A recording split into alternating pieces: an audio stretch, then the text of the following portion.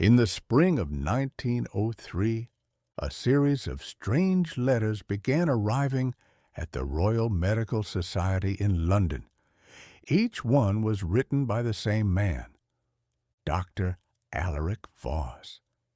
He was a psychiatrist, and a brilliant one according to his colleagues.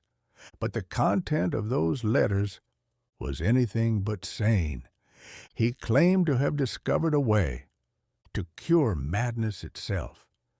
He wrote that he had built a facility, a private sanatorium, in the Scottish Highlands, and that within its walls he was treating patients using a method no one had ever attempted before. He called it the resonance therapy. Pause 2 seconds.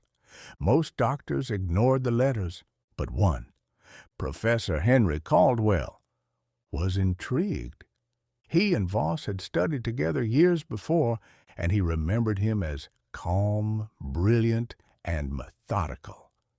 So when Voss invited him to visit the sanatorium, Caldwell accepted. He took the train north into the mist-covered valleys of the Highlands. It was a 12-hour journey, but when he arrived, no carriage was waiting for him. Just a boy, no older than 14, standing in the rain, holding a lantern. He said, "You're the doctor, sir." "Follow me." They walked for nearly an hour through the woods. The trees were so thick that even the moonlight disappeared, and then Caldwell saw it, a building of black stone rising out of the fog like a fortress. The sign above the gate read, "The Cairnmore Sanatorium." Pause 3 seconds. When they entered, the air smelled of chemicals and damp earth. Patients whispered in their rooms. Their eyes followed Caldwell as he walked by.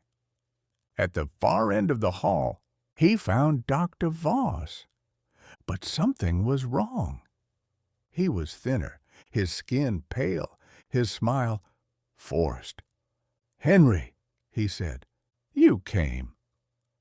They shook hands, and Caldwell noticed his hand was ice cold. Voss led him to his office. There were papers everywhere, charts, sketches, and strange diagrams of sound waves and human skulls. He spoke rapidly, almost feverishly. He said the human brain was like an instrument, one that could be retuned. If madness was a wrong frequency, then sound could fix it. He had built machines, he said, that emitted certain tones, tones that could adjust a patient's mind. Caldwell listened politely, but he began to feel uneasy, because the tone Voss described wasn't audible. It was felt. Pause 2 seconds. That night, Voss insisted he stay in one of the guest rooms. Caldwell agreed. He wrote in his diary that the room was cold and that he heard something through the walls, a faint hum, like the deep vibration of a church organ. He tried to sleep, but just before midnight he heard footsteps. He opened his door and saw Voss walking down the corridor, carrying one of his machines. It was small, metallic, with a turning disc at its center. He followed him, silently. Voss entered a patient's room. The door creaked open slightly, and Caldwell saw the patient, a woman, strapped to the bed.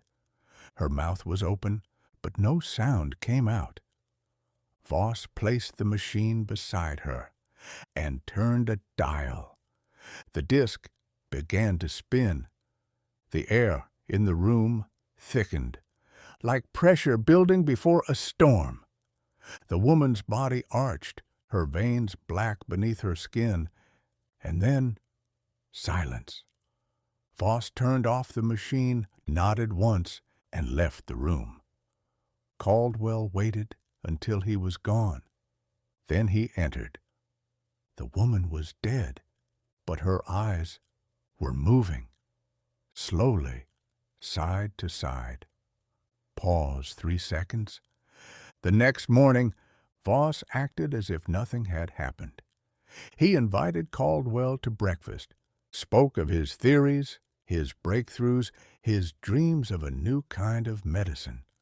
Caldwell wanted to leave immediately, but the boy, the one who'd guided him, told him quietly, "There's no carriage today, sir." So he waited.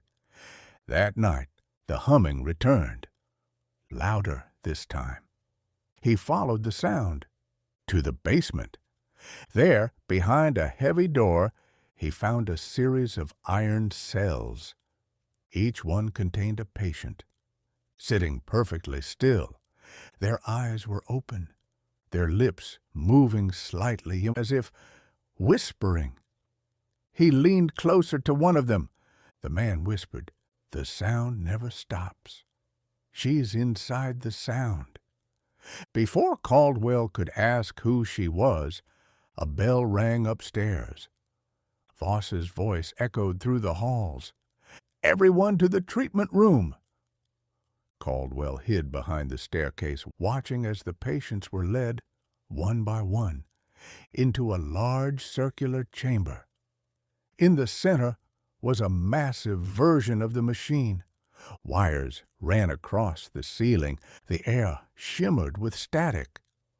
Voss began turning the dials. The hum grew deeper. The walls vibrated, and the patients began to scream, not from pain, but as if something was leaving them. Caldwell covered his ears. When it stopped, the patients fell silent. Voss turned to him, smiling. "It works, Henry." The voices are gone. But Caldwell saw the truth. Their eyes were blank, their skin gray. They weren't cured. They were empty. Pause 2 seconds. He ran through the halls, past the whispering patients, through the fog. He didn't stop until he reached the train station. When he looked back, he saw the sanatorium's lights flickering, as if the entire building were breathing. Pause 3 seconds. Weeks later, police investigated the Cairnmore Sanatorium. They found the building abandoned. Every patient was gone. Dr. Voss was gone. Only one thing remained: a phonograph still spinning, playing a faint, endless hum. On Voss's desk, they found a single page. It read, "The sound showed me her face.